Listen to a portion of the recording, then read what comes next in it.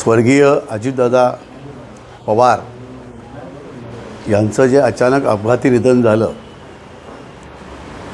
त्या निधनामधनं संपूर्णच महाराष्ट्राला शोककळा पसरली आणि सर्वच राजकीय पक्षांचे प्रमुख मंडळी या बाबतीमध्ये हळहळले आणि सगळ्यांना वाईट वाटलं की असा अचानक मृत्यू कर्तृत्ववान व्यक्तीचा यावा, याच्या इतकी दुःखद घटना नाही. आणि त्यांचा अस्थिकलश रायगड जिल्ह्यामध्ये आत्ता आलेला आहे. आज तो अस्थिकलश आपल्या शहरामध्ये आलेला आहे. या अस्थिकलशाला शेवटची श्रद्धांजली अर्पण करण्यासाठी आपण सगळे एकत्र जमलेलो आहोत.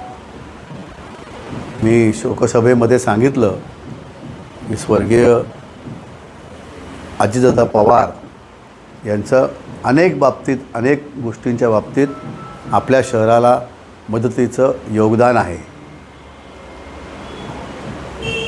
त्या क्लिप मला वास्तविक परवा ऐकवायच्या होत्या, परंतु वेळ फार झाला होता, मी त्या ऐकवल्या नाहीत. एकच किस्सा मी सांगतो की तत्कालीन कलेक्टर साहेबांनी, मॅडम होत्या, आपल्या एका प्रकरणामध्ये स्टे ऑर्डर दिली, स्थगिती दिली आणि ते संपूर्ण काउन्सिलने एकमताने ठराव केलेलं काम होतं. मी इथं थांबून माननीय दादांना फोन लावला.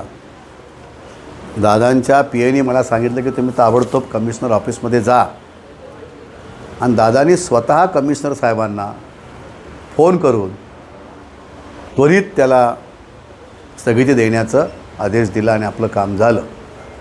अशा अनेक गोष्टीत अनेक किस्से आहेत जे दादांच्या बाबतीमध्ये घडले. मग आपला पाण्याचा प्रश्न असेल, विजेचा प्रश्न असेल, दस्तुरीच्या पाण्याचा प्रश्न, दस्तुरीच्या विजेचा प्रश्न असेल.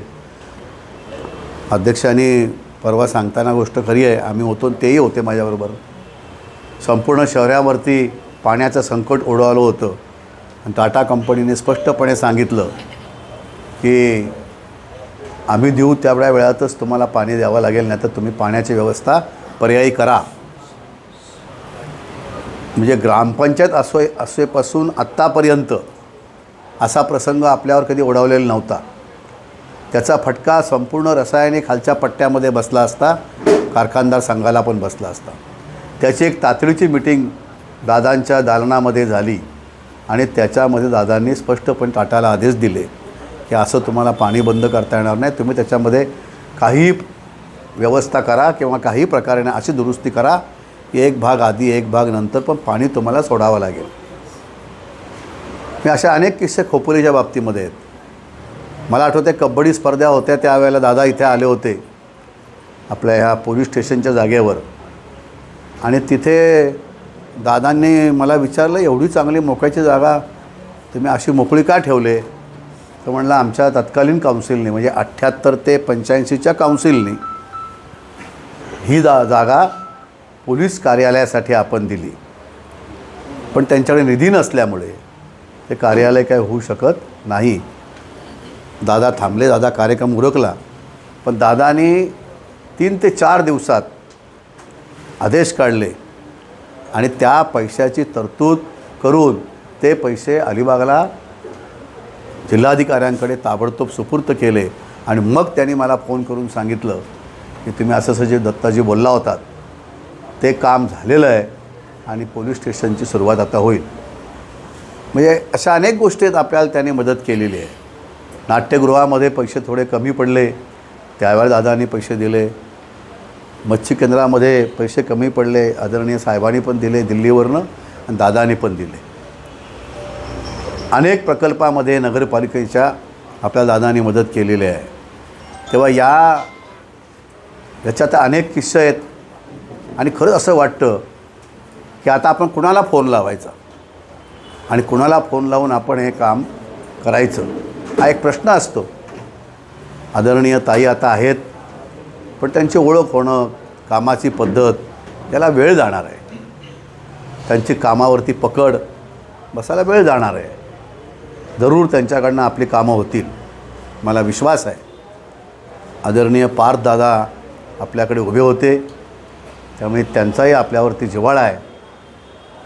ह्या मावळ लोकसभेमध्ये आपण येतो तर त्या बाबतीत त्यांची आपल्याला मदत होईल. दादांची कसर नक्कीच ते भरून काढतील. अनेक स्वप्न दादांनी रंगवलेली होती, परंतु दादा अचानक गेले. 3च दिवसापूर्वी दादाने एक भाषण केलेलं नेहमी आता क्लिप येते की कदाचित उद्या मी नसेल, पण काम आणि पक्षाचं काम हे अविरतपणे चालू राहिलं पाहिजे, हेही तितकंच महत्त्वाचं आहे. असे दादा आपल्यातनं गेले.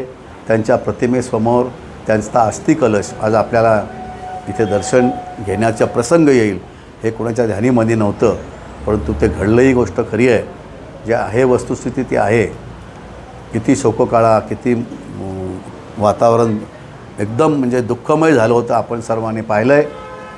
तेव्हा आपल्या सगळ्यांच्या वतीनं, शहराच्या वतीनं, अध्यक्ष साहेबांच्या वतीनं, उपाध्यक्ष साहेबांच्या वतीनं, सर्वसामान्य नगरसेवक, नगरसेविका, पक्षाचे सगळे पदाधिकारी, पक्षाचे शहर अध्यक्ष आणि सगळे पदाधिकारी यांच्या वतीनं आणि विविध राजकीय पक्षाचे प्रमुख यांच्या वतीनं आपण त्यांना 2 मिनटं भावपूर्ण श्रद्धांजली द्या.